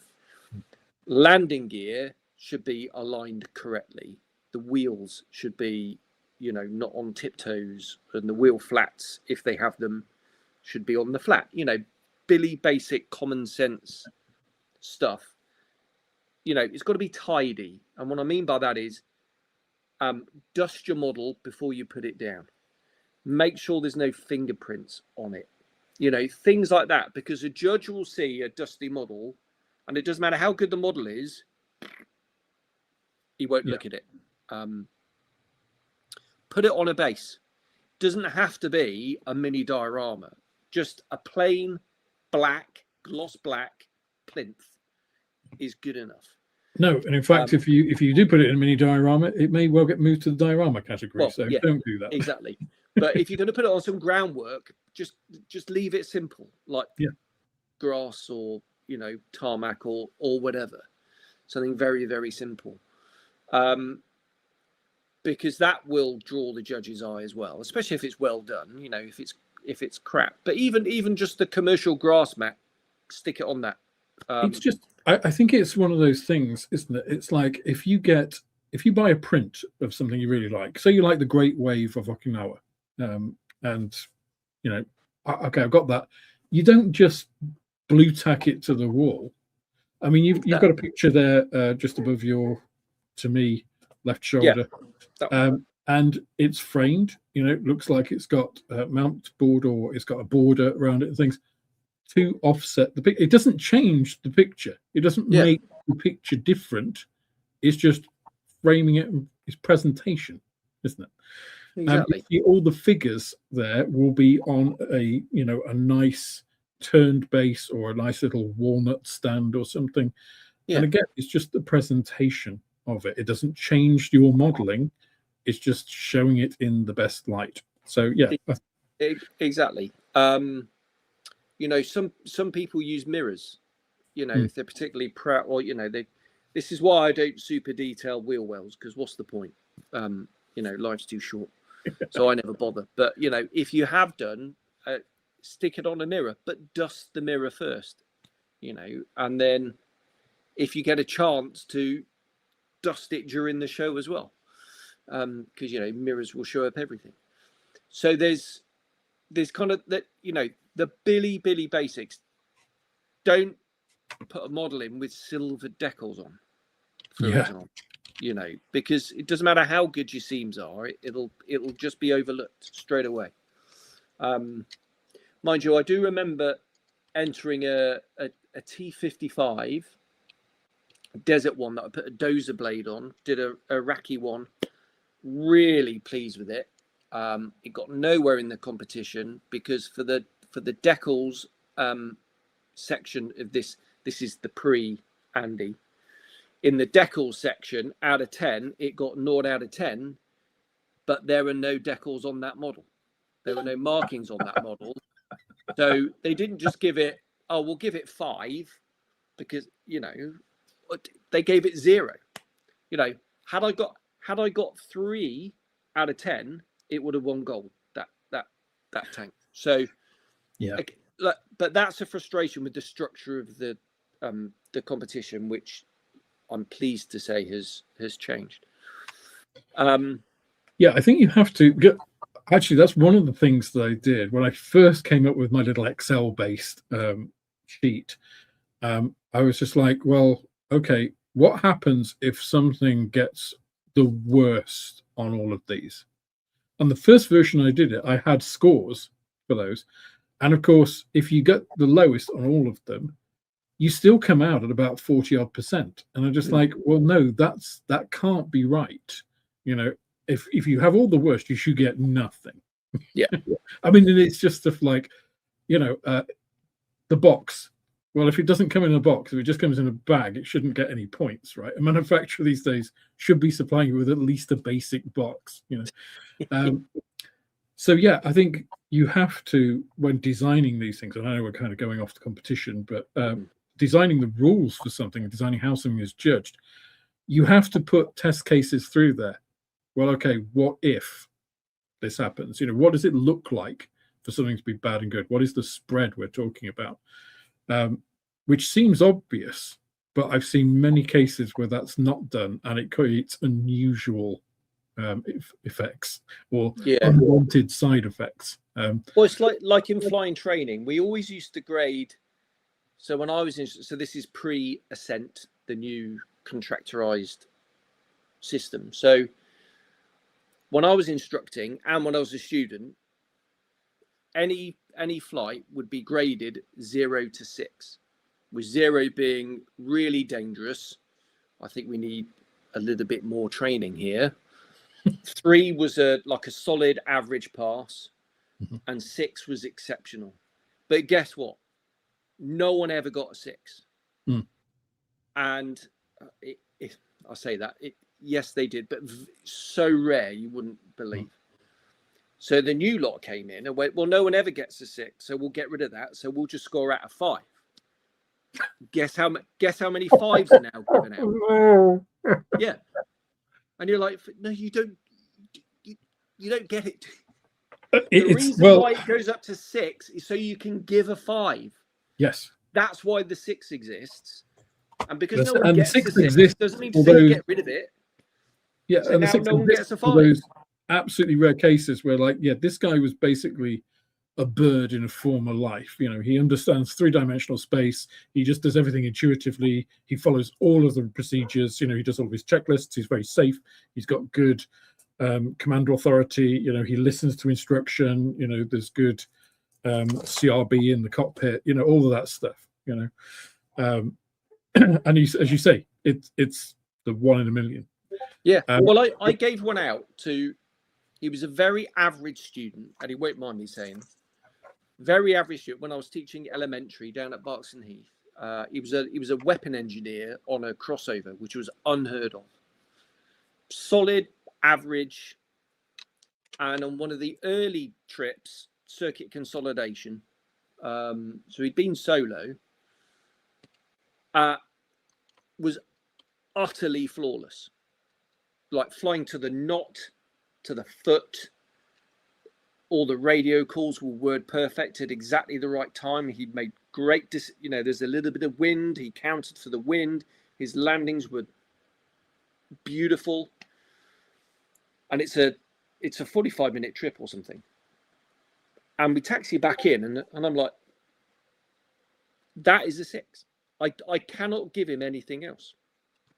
So I did. I gave him a 6. Now, bearing in mind, this guy was a solid standard 3 guy. He just, that day, just the wind got under his wings, and he was exceptional. And then one of the older guys, one of the civilian guys that became a very good friend of mine, sadly died. But he said, you can't give him a 6. I said, why not? He said, because he's got nowhere else to go.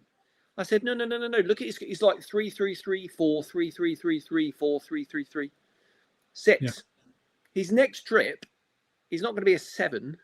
No. It's probably going to be a 3 or 4. It's just today he was on. I said he deserves it. Yeah. So I'm going to give him a 6.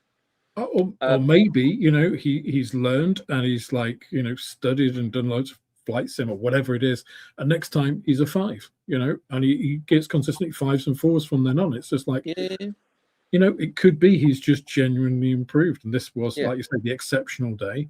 But no, it's like the stock market. I was saying to this before, but I think to a customer, it's like prior performance does not predict future behavior. It's like this is a small anecdote. Some people will have heard this before. I once went out with work in London. We were doing some, I think it was a sales meeting. And in fact, it was, because we had our EMEA director over. So we went out for this nice fancy meal, and it ended, at like 9:30. And the rest of us, the EMEA director was like, oh, thanks very much, guys. I'm going to bed. And we were just like, well, we're not going to bed now. It's just like, but the hotel we were staying at didn't have a bar, which seemed incongruous for London. Well, that's a massive error. I know. Well, we didn't book it, obviously. Booked for us, probably because of that. So we went out to get a drink. Went to the local pub, had a drink, and they did last orders. At 10:30, closed at 11, and we're just like, we've had like 2 drinks. Like, where can we go to drink? So we went to a casino. It was the only place we could find in London that was still open to drink, which again was astonishing. And we went there to gamble. We were just there to have a couple of drinks, just to have a chat about all the stuff that had been going on during the day.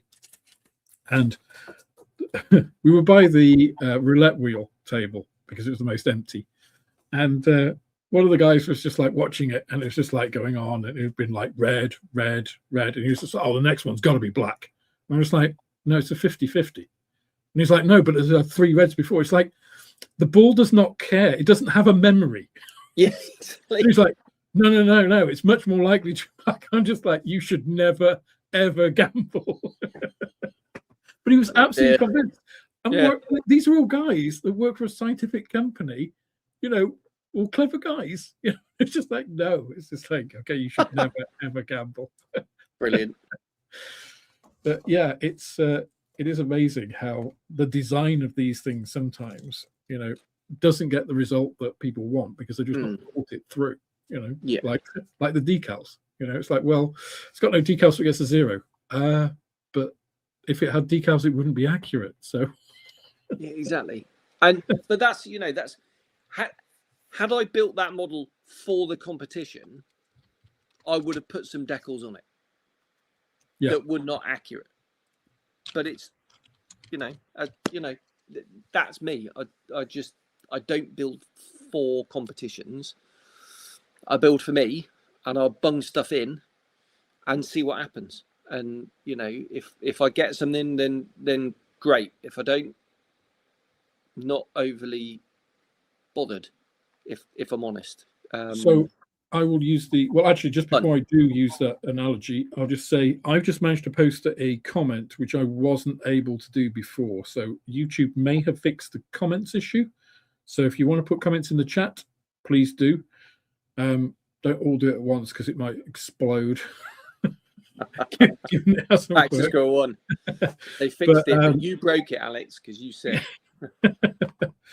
But I have not been able to post a comment at all. It keeps coming up with this weird YouTube rejected your comment. It does seem to be a YouTube issue. But yeah, please do put any comments, questions in the chat now. So just as the sort of gambling analogy for probability, I think you have to approach competitions in the same way that I've always approached because we've had casino nights with various jobs I've had before. And it's like, I always say, right, whatever you're going to take in, and this probably dates me, £20 wouldn't get you anywhere now. But like, I know I'm going to come out with nothing. That's what I expect. My expectation is I will lose all of this money. This is the money I have, and that's it. And if you go in with that, you can have some fun, and if at the end of the day, you come out and your pockets are empty, that's exactly what you expected. That was a good night. If you come out with anything over that, well, actually, that's great. I didn't spend as much as I thought. I think with competitions, again, I'm not a competition builder. I think I entered a competition once at a local thing years ago, and it just didn't do anything for me. And I just thought, this isn't me. Again, I didn't build for the competition. I just put in some models I again was proud of, and didn't come anywhere. And looked at what else was there and just thought, yeah, this isn't for me, because if those beat me, then this isn't for me. I don't need the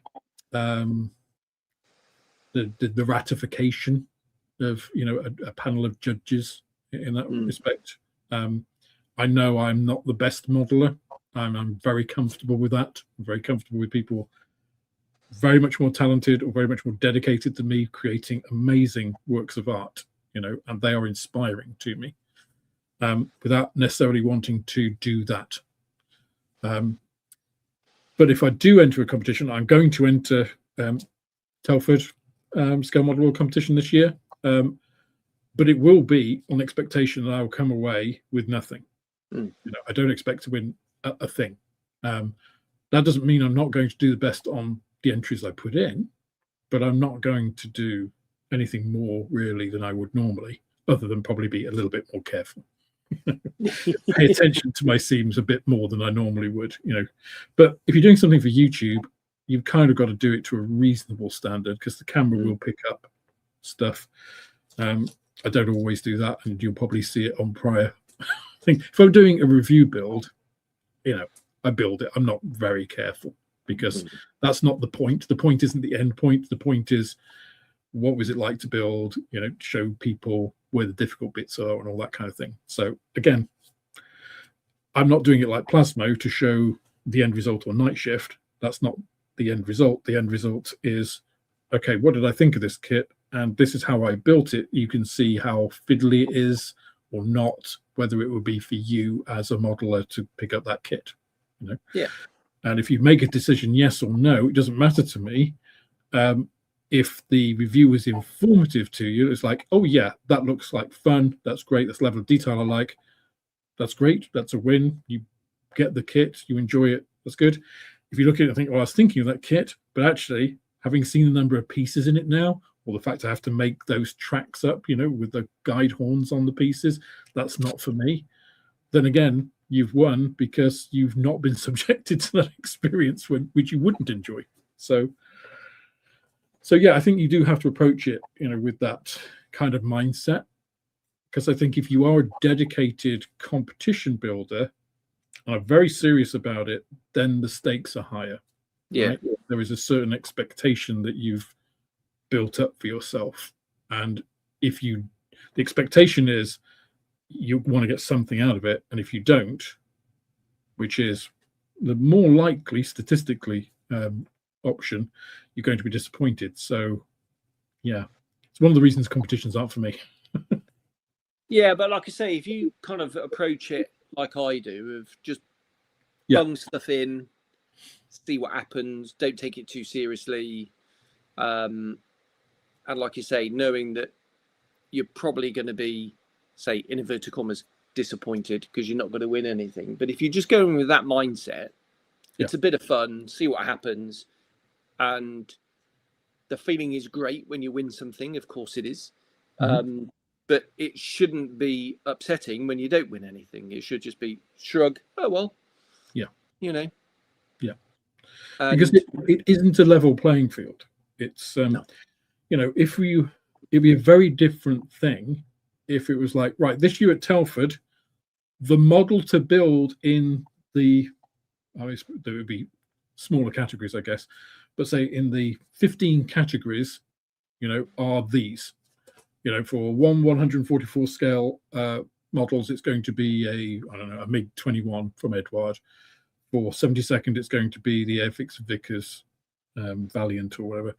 And then it's like, and that's what you build. Then you are comparing 1-to-1 with everybody, and nobody would enter it.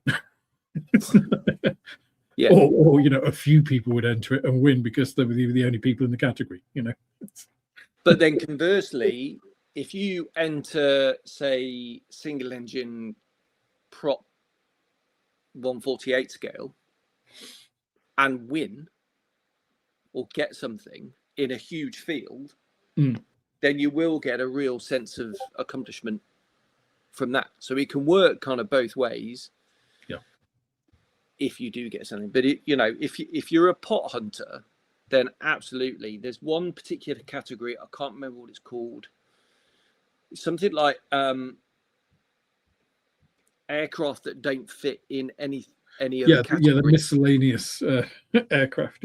Yeah, and I entered my Death Punch, the 32nd scale Mad Max Bronco, into that, and it's the model out of everything I'm most proud of, and it got silver behind. All he done is he got 2 wingnut wings kits and put them one on top of the other like a Mistral, and I was like, and that was just, Jamie, it's a bit of fun. Don't take it too seriously.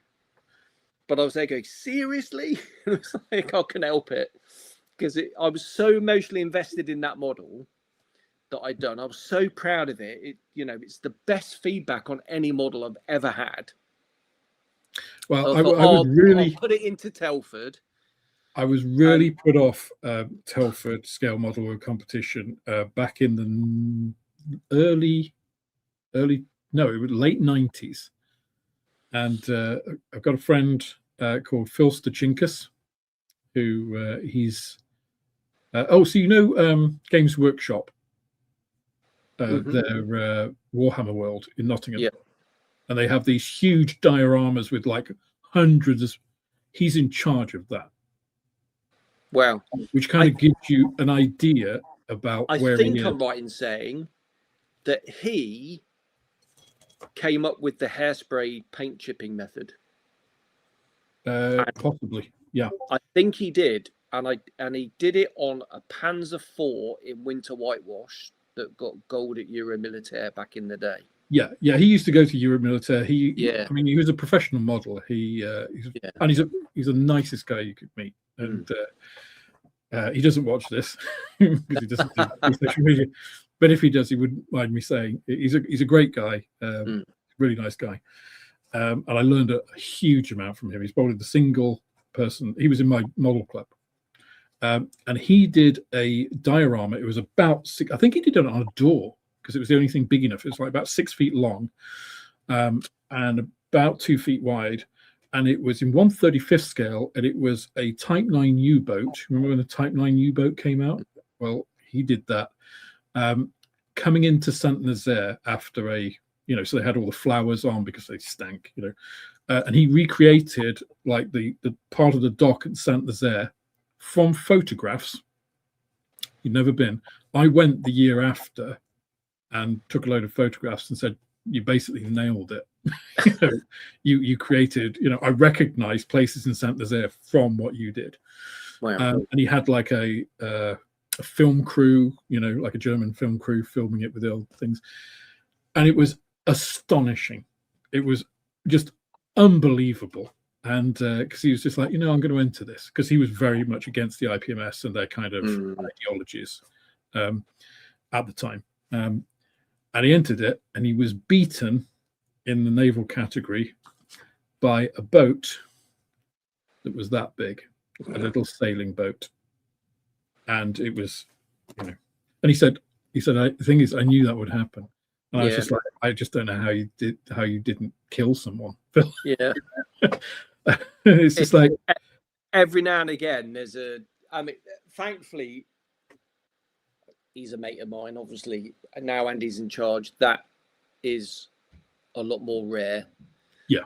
At Telford, but it's, I I remember. Andy... So you were military. So I went through an armor modelling phase, and it was all kicked off by watching one of Mig Jimenez's DVDs. Remember DVDs? Yep. And I went, oh, that's just so cool. I just want to learn how to do that, and got into it. And then I set myself a target of, right, I want to get good enough to win something at Euromilitaire, because at the time that was the benchmark. And I thought, if I can get, and it was not a competition against other people, it was against the standard. Yes. So if 10 models are in a class and all 10 are gold level, they'll all get a gold. It was like that. Yeah. And which, as an aside, is actually how Golden Demon has kind of shifted over, because that was always very controversial and had the same sort of issues and very high stakes worldwide, and they've shifted now to a certain standard where people get, so there are more than one of, there's still only one gold, but of the other standards, they've done more of that, and people are much happier with that kind of approach, because it sort of recognizes the I mean, also the skill levels that are displayed there are, mind-blowing. Unbelievable. Yeah. So I set myself this target. I entered 5 models, and I think I got 1 commended from all 5. Now I was an experienced modeler, but I was relatively inexperienced armor modeling. I think I've been doing it for 2 or 3 years by the time I eventually went, and it was a bit of a pilgrimage. And this model competition and model show had been so hyped, I suppose, and it had such a reputation. And when I went there, I was completely underwhelmed. Now it had been sliding for a few years by the time I eventually went. It was mainly figures, which that's not really my bag. But I knew that competition's reputation. There, people would build a model for Euromilitaire and then purposely send it to a magazine to get published in the run-up to that competition. People would they would attach the model to the base, and then they would put their name underneath the base, so people, just in case the judges hadn't seen that particular issue of that magazine, they would know who had entered. And there was all that subterfuge going on, and I think quite a lot of that had been stamped out, partly from the organisations. Right, you're not allowed to put your name on the bottom of the base and things like that. Yeah, and partly sort of peer pressure that, well, that's a douchebaggy thing to do, to time the magazine, and all that kind of stuff. People, it kind of, the sort of the community kind of solved that particular because it was having a real reputation on the event. And like I say, it was kind of slowly dying, I think, by the time I went there. But I was proud of my commended, and I was like, right, yeah, and that was a real sense of achievement. There was a particular well-known modeler that I'm not going to name, who had a complete meltdown because he didn't get anything with one of his particular models, like proper kicked off. Yeah. Frankly embarrassing. I think I might know who that is. Yeah. And so he demanded the judges re-judged his model. And I think he did a modern British tank, don't know what it was, Challenger or something, and it was green. And the judges, it's nothing special. It's a green tank. It's well executed, and they moved on. So they gave him a bronze to, pat him on the head. And same modeler had a very similar meltdown at Telford one year because one of his models didn't win. But in some respects, I think that's what, I'm like, whatever. Like, competitions are your thing. They're very important to you. And you got very upset when you didn't win anything. I don't really understand that on some level, because I'm very much the opposite. I'll just, like I've said many times already tonight, that I've had a few of these, that I'll, for me, it's a bit of fun, and I'll just bung it in and see what happens. And, and it's a bit of fun. The only thing I think with, you see, I don't think behavior like that has any place in modeling at all. And I think if that's your thing, you should go and find something else to do, because, and the reason I say that is because it's not for you, it's not for that person, it's for everybody else, because it makes everybody else uncomfortable. And what about, one of the big things that the IPMS have been, and older models in general have been talking about, how do you get new people into hobby? Well, you don't act like an arsehole is the first thing. And that is acting like an arsehole. Yeah. If you can't have grace in defeat, regardless of whether, I look at the rules and think those rules are crap, and it's just like, okay, the judging here is bad. So what I will do in the future is just not enter this competition, But I don't make a big fuss about it there and then, because that makes, okay. For example, the example with Phil and his U-boat is just like, was a travesty, and everybody was like, well, I'm probably not going to join the IPMS this year because of that. So it had a huge impact on the IPMS membership. But we didn't make a big scene of it. Phil didn't make a big scene of it. It was like, because everybody knew, okay, the IPMS judging here is shocking. That was appalling. And the bad was on them. If Phil had gone into a meltdown and like we'd all like flown about, then the arseholeness then comes back to you. So, it's a grace in defeat, grace in winning. You just have to be a decent human being, for these things. And that's how you get people to come in. If people see the community, it's one of the great things I think about YouTube, and like channel members, thank you all, because we all help each other, we all talk to each other, we all, just like give people advice and stuff. Nobody's like saying, well, I'm a better modeler than you, so you should listen to me. It's just like, no, because that's not how you generate a community, because what happens then is people exclude you because you're an arsehole. Yes, exactly. So, yeah, it's, anyway, speaking of the time, which we weren't, it is coming up to 10 o'clock. So, apologies, guys, for the YouTube meltdown. It seems that some people's comments occasionally got through. Somebody said it also happened on Facebook as well, so it might be a server issue in the UK. We don't know. It's just one of those things. So really sorry that you guys couldn't put in more comments. I was going to run a poll, actually, on who you thought had the best release this year so far, and what the best or your favorite model was.